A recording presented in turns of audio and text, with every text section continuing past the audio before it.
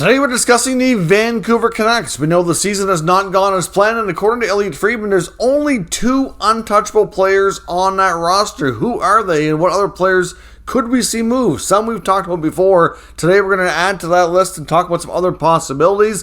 Plus, we also have some trade talk around the Arizona Coyotes as well, and the Philadelphia Flyers. Shea, Wright, top prospect here for the Seattle Kraken, is on his way to the American Hockey League. Plus, we have lots of other injury updates from around the league. All that coming up next. So welcome back to another video here at Top Shelf Hockey. As I mentioned, we have a variety of NHL news and some trade rumors to take a look at today. Now, before we jump into today's news as well, I just wanted to remind you that one of our channel partnerships here is with Fanatics, and Fanatics today has available the new NHL Reverse Retro jersey. So, of course, they've been kind of a little bit hard to get. It's got some really nice new designs with this latest release here from Adidas and the NHL. So certainly check out our affiliate link down below in the pinned comment. You have all kinds of options while supplies last, because you know eventually a lot of these jerseys will become extremely hard to get. But if you've been kind of debating getting a reverse retro jersey, consider using our affiliate link, supporting the channel, and getting hopefully a great deal through Fanatics. First up, quick note from the NHL waiver wire. There is no activity today, so no players were claimed, no players were placed on it.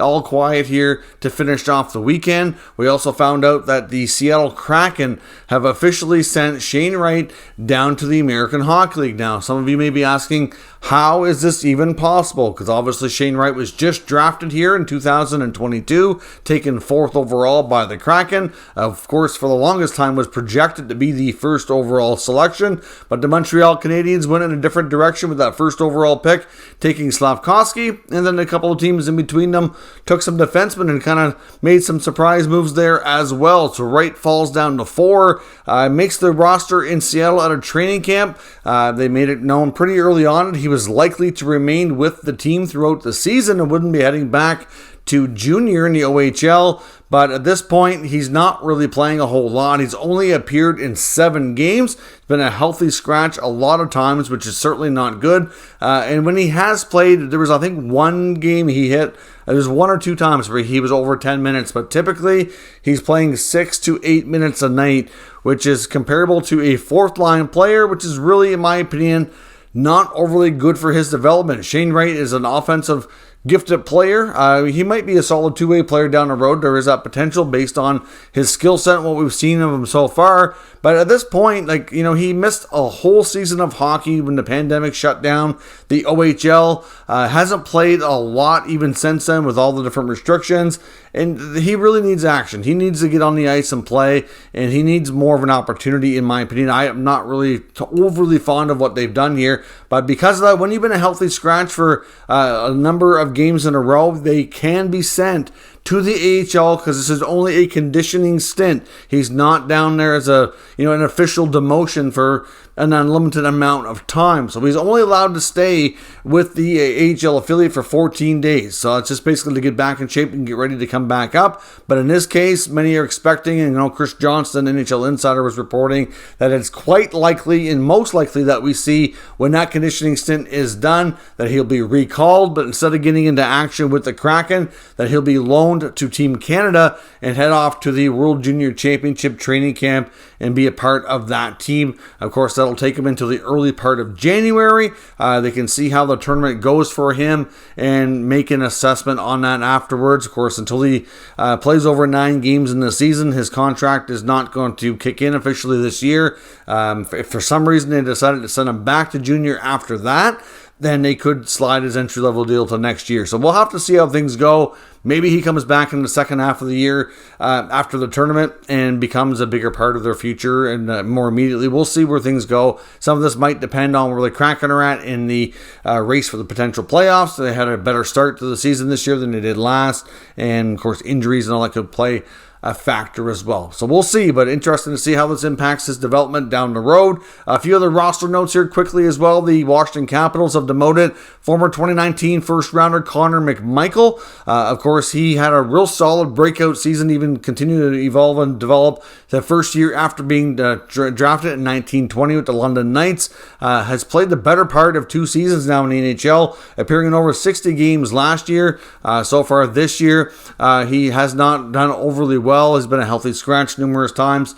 So we'll see if he can go down and kind of get things figured out and hopefully get a demotion. But there's been even some talk that the Capitals are a little disappointed with how things have picked up and developed after getting back to the NHL after his brief stint after being drafted. But there's a lot of talk they might be looking to make some big trades because they have so many injuries, and including a guy like Nicholas Backstrom, who there is some concern might not make it back, and they might be able to use him as a trade piece. So we'll see. I know a year or so ago would not have projected that McMichael will even be mentioned in trade conversations, and at this point I'm not going to say it's super likely, but it is a possibility. The Jackets have recalled Trey Fix-Wolansky. He comes back to the NHL roster, and the Edmonton Oilers have also recalled center Brad Malone. A couple other injury updates as well with Ottawa.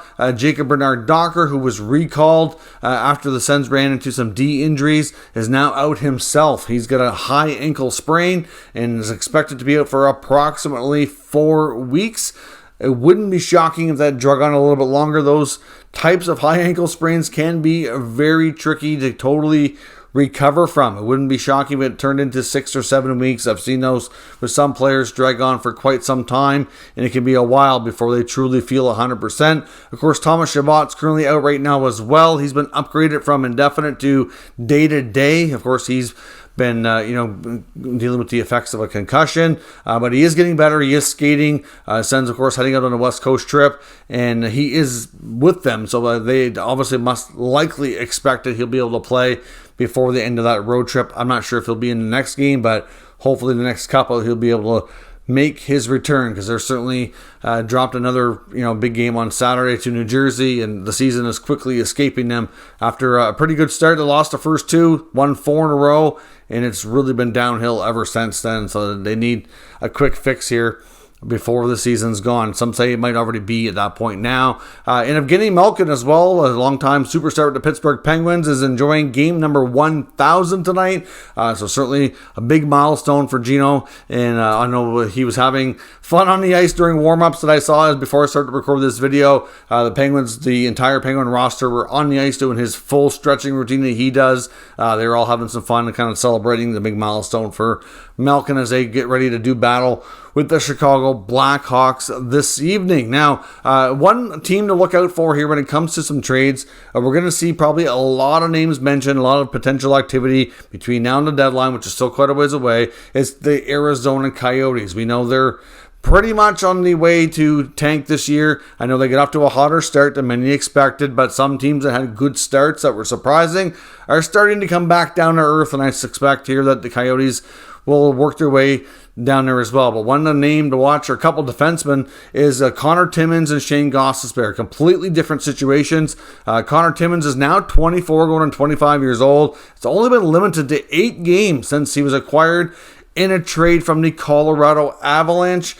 He's dealt with a lot of injuries. Really, ever since he's been drafted, he's had complete seasons lost, numerous types of things, knee injuries, concussion, etc. He's faced a lot of adversity in that sense, but Elliot Friedman is reporting that Timmins is a player that might be looking to get a fresh start and head off somewhere else. And in the case of Shane Gostisbehere, he was also mentioned by Jeff Merrick on the 32 Thoughts segment, talking about how the fact that he's generating a lot of buzz because of the strong start to his season he had. He'll be a pending UFA as well. After going to Arizona from Philadelphia, he's, I wouldn't say completely turned things around, but he's certainly fared way better than he did in the last couple of years in Philly. After a really good start to his career, things fell off. He's getting them back on track, and I suspect he'll be a good mobile defenseman that'll be seeking a good contract in the offseason as a potential unrestricted free agent, unless he gets traded and signs an extension, of course, somewhere else. Now, another team like the Coyotes, who had a really good start and were a surprise team,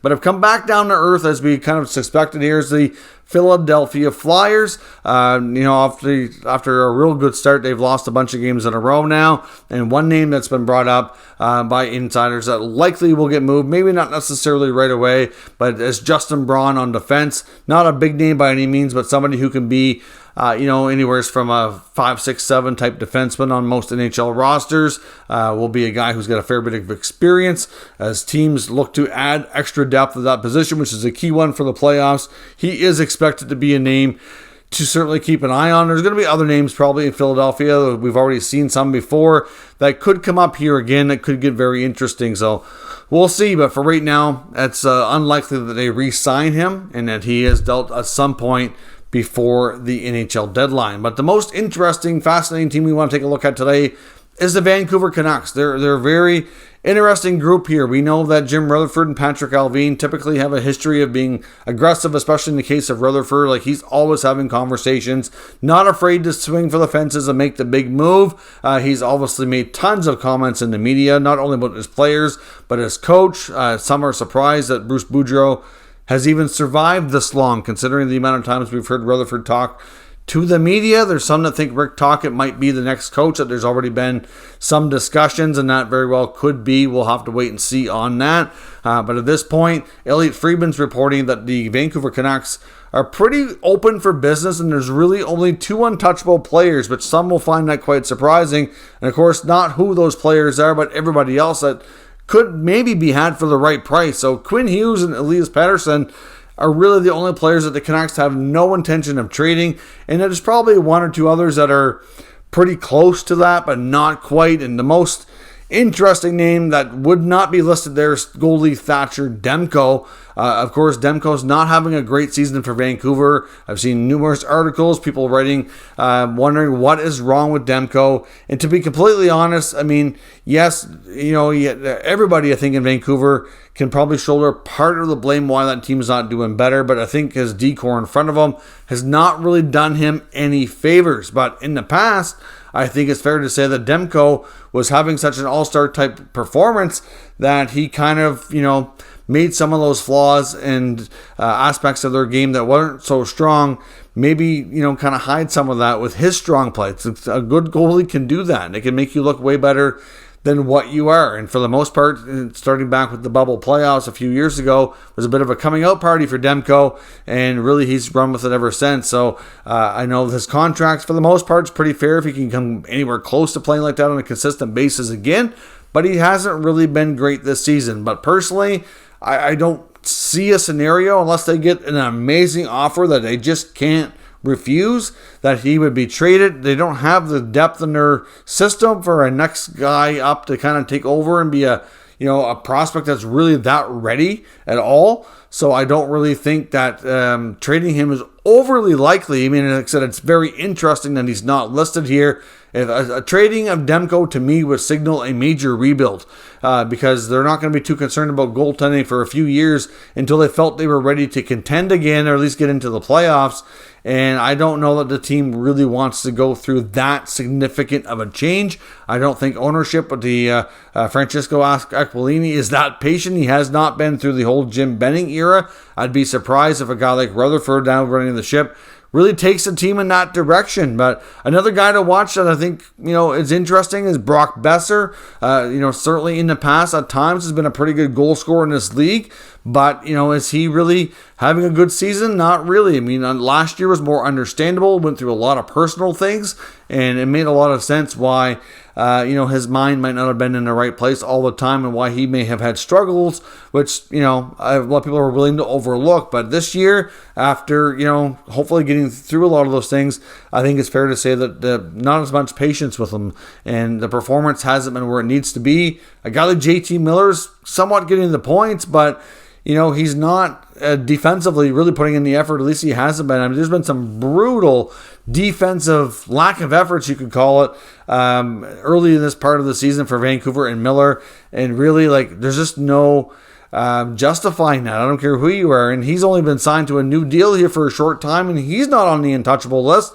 Although I think because of the contract, that makes it a little tougher to deal. Now, it's also reported a guy like Connor Garland, who's kind of been in and out of the rumor mill off and on here over the last number of months when we talk about the Canucks being potentially, making some moves. Garland was a name that came up in the offseason a bit. Some reports indicate that he himself, even though he doesn't really have it in his contract to kind of have more of a say where he goes if he is dealt, that he'd be very open to heading back home to Massachusetts and near the Boston area, because of course apparently he's building a new house there, originally from that area in that part of the country, so be quite open to it. Of course, the Bruins are a phenomenal juggernaut right now, you could say. I'm not really sure they're looking to add at some point. Adding some depth would probably make sense for them as we get deeper into the season near the deadline, but I don't think they're going to probably tinker too much early on, given all the success they've had. So he's another name again that you can keep an eye on and could possibly see move. So could Miller, Garland, Besser, Demko. I don't think they're going to completely blow it up here, but one or two of these players certainly very well could be moved. We've heard the rumors about Tyler Myers recently as well. Apparently the Leafs have had some conversations, but Chris Johnston said that those conversations were not too serious and that the Leafs' interest in him was probably lukewarm at best. Johnson himself feels that Myers is not a top pairing defenseman, not even a top four anymore, that he's become more of a depth piece, and because of the contract that comes with him for this year and next, that it might prove extremely difficult to make a move, and I would certainly agree with that. That's why the swapping of bad contracts with like a player like Nikita Zaitsev in Ottawa kind of somewhat makes sense, although I don't see that happening for a few reasons, but that kind of deal for a player like Myers might be the only kind you can really find, given his performance so far this year and recently here. So, I don't know. I think the Vancouver Canucks are a scenario here that we could see some significant change. What exactly it is, who exactly goes, it's difficult. I think they're kind of judging the market here on a variety of players, and the longer this kind of inconsistent season goes, the more likely we're going to see something a little bit more significant. Of course, all that, and we haven't touched on Captain Bo Horvat, who we've talked about numerous times before, because he's been in the rumor mill a lot here ever since the season is starting to go sideways for Vancouver, and the fact that he remains unsigned beyond the current season. I know there's been linked to numerous teams, one being Columbus. I know Aaron Portzline of The Athletic actually commented on some recent Athletic article saying that the Canucks and the Jackets have had conversations dating back to the offseason, but it wasn't believed to be around Horvat. At that point in time, it was around Jack Roslovic from the Columbus side, maybe being a piece going to Vancouver. And I do wonder, because there was a lot of teams interested in a guy like Miller before he was signed. So I wonder if maybe that might have been a package that was discussed of Miller maybe being shopped to Columbus for some kind of a combination of Roslovic plus other pieces coming back the other way. To me, that would make sense. Doesn't mean it was a perfect deal. Obviously, they didn't do it, but I think at least makes a little bit more sense that might have been what was at least entertained and talked about for a brief period of time. So let me know your thoughts on what you think we're going to see out of Vancouver, where some of these players could end up. Give me your mock trades and we'll discuss further down in the comments. If you're new to the channel, of course, make sure you subscribe and stick around. We'll keep you up to date with all the latest news, rumors, and analysis of all 32 NHL teams. Thank you for watching, and I'll catch you next time.